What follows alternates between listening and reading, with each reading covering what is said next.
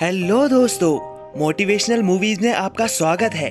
आज हम आपके लिए द मार्शियन मूवी को एक्सप्लेन करने वाले हैं, जो मेरी पर्सनल फेवरेट मूवी है। ये मूवी 2015 में रिलीज हुई थी और इस मूवी को IMDb पर 8 आउट ऑफ 10 की रेटिंग मिली है। इस मूवी की स्टोरी आपको पूरी तरह से चौंका देगी, क्योंकि आज तक मैंने भी ऐसी मूवी नहीं देखी है। और जैसा कि आप सब जानते हैं कि हम सिर्फ मोटिवेशनल मूवीज को एक्सप्लेन करते हैं, आपको इस वीडियो को लास्ट तक देखना है। आई गारंटी आपके ये मिनट्स वेस्ट नहीं होंगे। अगर वीडियो पसंद आए तो इसे लाइक और कमेंट कर दीजिएगा और हमारी चैनल को सब्सक्राइब करना गलती से भी मत भूलिएगा। तो चलिए स्टार्ट करते हैं। मूवी की शुरुआत में हमें मार्स का सीन दिखाया जाता है, जहां पर हम कुछ एस्ट्रोनॉट्स को देखते हैं जो मार्स पर रिसर्च कर रहे थे। इन्हें मार्स पर आए हुए कुछ दिन बीत चुके थे, लेकिन एक दिन इनका सामना बैड लक से होता है, क्योंकि इनकी तरफ एक तूफान आता है। तूफान से बचने के लिए ये सभी एस्ट्रोनॉट्स अपने स्पेसशिप की तरफ भागते हैं, लेकिन तूफान की वजह से एक एंटीना टूट जाता है जो एक एस्ट्रोनॉट के साथ टकरा जाता है। उस एंटीना के साथ टकराने की वजह से वो एस्ट्रोनॉट दूर गिर जाता है और बाकी साथियों के साथ उसका कम्युनिकेशन टूट जाता है। सभी को लगता है कि वो मर चुका है, इसलिए वो लोग मार्स छोड़कर वापस अपने स्पेसशिप में आ जाते हैं और नासा को उस एस्ट्रोनॉट के मारे जाने की इंफॉर्मेशन देते हैं। नासा उस एस्ट्रोनॉट को डेड घोषित कर देता है, लेकिन यहाँ सीन मार्स की तरफ मुड़ता है और हम देखते हैं कि वो एस्ट्रोनॉट अभी भी जिंदा है। इसका नाम मार्क वॉटनी होता है। एंटीना के साथ टकराने की वजह से मार्क जख्मी हो गया था। वो जल्दी से अपने शेल्टर यानी अपने हैब में आ जाता है और सबसे पहले वो अपने जख्म का इलाज करता है। इलाज के दौरान उसे बहुत दर्द होता है, लेकिन वो इस दर्द को बर्दाश्त कर लेता है। अब मार्क मार्स पर बिल्कुल अकेला फंस चुका था। उसे पता था कि मार्स पर अगला मिशन 2 साल के बाद होने वाला है। अपनी जान बचाने के लिए उसे किसी तरह 2 साल तक जिंदा रहना था, इसलिए वो अपने खाने को एनालाइज करता है। उसे पता चलता है कि उस हैब में जितना भी खाना मौजूद है, उसकी मदद से वो 2 साल तक जिंदा नहीं रह सकता। उसे और भी कई सारी प्रॉब्लम्स दिखती है, लेकिन सबसे पहले वो अपने खाने की प्रॉब्लम को सॉल्व करता है। जो सामान उसके लिए जरूरी नहीं था, वो उस सामान को अपने हैब से बाहर निकालकर एक बहुत बड़ी जगह खाली करता है। हैब में पावर सप्लाई की कमी ना हो, इसलिए वो सोलर पैनल्स को साफ करता है। इसके बाद वो अपने ही बायो वेस्ट को खाद की तरह इस्तेमाल करता है। वो हैब के उस बहुत बड़े हिस्से को मिट्टी से भर देता है। मार्क एक बॉटनिस्ट होता है। मार्स पर रिसर्च करने के लिए वो धरती से कुछ आलू भी लाया था। वो उन आलुओं की खेती करने के लिए उन्हें जमीन में बो देता है, लेकिन अभी भी मार्क के पास एक और बहुत बड़ी प्रॉब्लम थी। उसके पास पानी नहीं था, लेकिन वो जानता था कि लिक्विड हाइड्रोजन की मदद से वो किस तरह पानी बना सकता है। हाइड्रोजन उनके स्पेसशिप में यूज होता है, इसलिए उसके पास हाइड्रोजन की कमी नहीं थी, लेकिन पहले अटेम्प्ट में वो फेल हो जाता है। हैब में एक ब्लास्ट होता है, लेकिन फिर भी मार्क हिम्मत नहीं हारता और दूसरे अटेम्प्ट में पूरी कैलकुलेशंस को सही करने के बाद वो पानी बनाने में कामयाब हो जाता है। और कुछ दिन गुजरने के बाद वो आलू उगना शुरू हो जाते हैं। ये देखकर मार्क बहुत खुश हो जाता है। यहाँ मार्क के सम्मान में धरती पर एक फ्यूनरल ऑर्गेनाइज किया जाता है। यहाँ सीन नासा के स्पेस सेंटर की तरफ मुड़ता है, जहाँ पर हम एक लड़की को देखते हैं जो मार्क की लोकेशन पर नजर रख रही थी। वो देखती है कि उस हैब के पास मौजूद रोवर की पोजीशन चेंज हो रही है, यानी मार्क अभी भी जिंदा था। ये बात उसे पता चल जाती है। वो ये बात जल्दी विंसेंट कपूर को बता देती है। विंसेंट कपूर मार्स मिशन का डायरेक्टर होता है। विंसेंट कपूर भी ये देखकर चौंक जाता है कि मार्क वॉटनी अभी भी जिंदा है। इस खबर को वो नहीं छुपा सकते थे, इसलिए वो पूरी दुनिया को बता देते हैं कि मार्क वॉटनी अभी जिंदा है और वो उसे बचाने की पूरी कोशिश करेंगे। उन सभी को पता था कि अगले मार्स मिशन तक मार्क मार्स पर जिंदा नहीं रह पाएगा, इसलिए वो उस तक खाना पहुंचाने के लिए एक स्पेसशिप बनाने का डिसाइड करते हैं। यहाँ दूसरी तरफ मार्क को मार्स पर रहते रहते 80 दिन बीत चुके थे। उसे पता था कि अपनी जान बचाने के लिए उसे उस जगह तक पहुंचना होगा जहां पर अगला मार्स मिशन होने वाला है। वो उस जगह तक पहुंचने की प्लानिंग करने में लग जाता है। उसके खाने की प्रॉब्लम भी सॉल्व हो जाती है।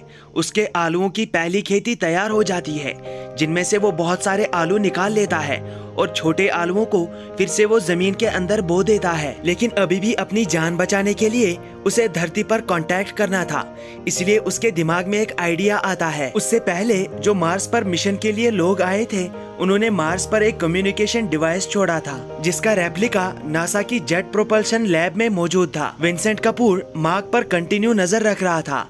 मार्क की लोकेशन देखकर उसे पता चल जाता है कि मार्क कहां पर जा रहा है। इसीलिए वो जल्दी से नासा की जेट प्रोपल्शन लैब में पहुंच जाता है, जहां पर उसे उस कम्युनिकेशन डिवाइस का रेप्लिका मिल जाता है। यहाँ मार्क भी उस कम्युनिकेशन डिवाइस को जमीन से निकालने में कामयाब हो जाता है।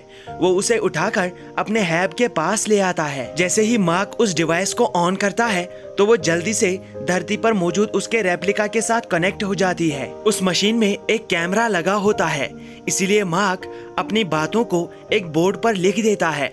वो कैमरा मार्क की फोटो कैप्चर करता है और कुछ देर बाद वो फोटो विंसेंट कपूर तक पहुंच जाती है और इस तरह से मार्क धरती वालों के साथ बात करने लगता है। विंसेंट कपूर उसी कम्युनिकेशन डिवाइस के सहारे मार्क को रोवर के कोड्स में कुछ चेंज करने के लिए कहता है, यानी वो उसे रोवर को हैक करने के लिए कहता है। उस रोवर के कोड्स में चेंज करने के बाद मार्क और नासा वालों के बीच एक कनेक्शन एस्टेब्लिश हो जाता है। अब मार्क और विंसेंट कपूर बातें करने लगते हैं। मार्क कनेक्शन एस्टेब्लिश होने के बाद बहुत खुश हो जाता है। विंसेंट कपूर ने अभी तक मार्क के क्रू को नहीं बताया था कि मार्क अभी भी मार्स पर जिंदा है। उन लोगों को पूरा यकीन था कि उस एंटेना के साथ टकराने की वजह से मार्क की मौत हो गई है। मार्क की मौत के लिए उसकी कमांडर मेलिसा अपने आप को जिम्मेदार मान रही थी, लेकिन तभी उन्हें एक वीडियो फाइल मिलता है जिसमें उन्हें बताया जाता है कि मार्क मार्स पर अभी भी जिंदा है। ये सुनने के बाद उन्हें बहुत दुख होता है कि वो मार्क को मार्स पर अकेला छोड़कर वापस आ गए। यहाँ नासा में सभी ऑफिशियल्स डिसाइड करते हैं कि वो मार्क तक खाना पहुँचाने के लिए कुछ ही दिनों में एक रॉकेट लॉन्च करेंगे, जिसके बाद मार्क के खाने की प्रॉब्लम पूरी तरह से सॉल्व हो जाएगी। यहाँ सीन मार्क की तरफ मुड़ता है, जो मार्स पर फिर से एक तूफान में फंस जाता है। इस तूफान में उसके हैब का कुछ हिस्सा डिस्ट्रॉय हो जाता है। इसी हिस्से में मार्क ने अपने आलू उगाए थे, लेकिन वो आलू अब मार्स के टेम्परेचर की वजह से पूरी तरह खराब हो जाते हैं, क्योंकि मार्स का टेम्परेचर आलू उगाने के लिए ठीक नहीं है। इस हादसे की वजह से मार्क को बहुत दुख होता है, उसे बहुत गुस्सा भी आता है, लेकिन फिर भी मार्क हिम्मत नहीं हारता। वो हैब को साफ करके हैब के उस हिस्से को बंद कर देता है ताकि वो फिर से हैब में रह सके, और वो हैब को फिर से सील करने में कामयाब हो जाता है। यहाँ नासा के सभी ऑफिशियल्स मार्क के लिए खाने को एक रॉकेट की मदद से लॉन्च कर देते हैं, लेकिन वो रॉकेट ऑफ ट्रैजेक्ट चला जाता है और वो ब्लास्ट हो जाता है और इस तरह उनकी कोशिश नाकाम हो जाती है। इस बात से सभी लोग परेशान हो जाते हैं। ये बात जब मार्क को पता चलती है, उसे भी बहुत दुख होता है। वो मार्स पर बिल्कुल अकेला पड़ चुका था और तकलीफें खत्म नहीं हो रही थी, लेकिन फिर भी वो हिम्मत नहीं हारता। यहाँ पर नासा की मदद करने के लिए चाइना की स्पेस एजेंसी आगे आती है। उनके पास एक रॉकेट था।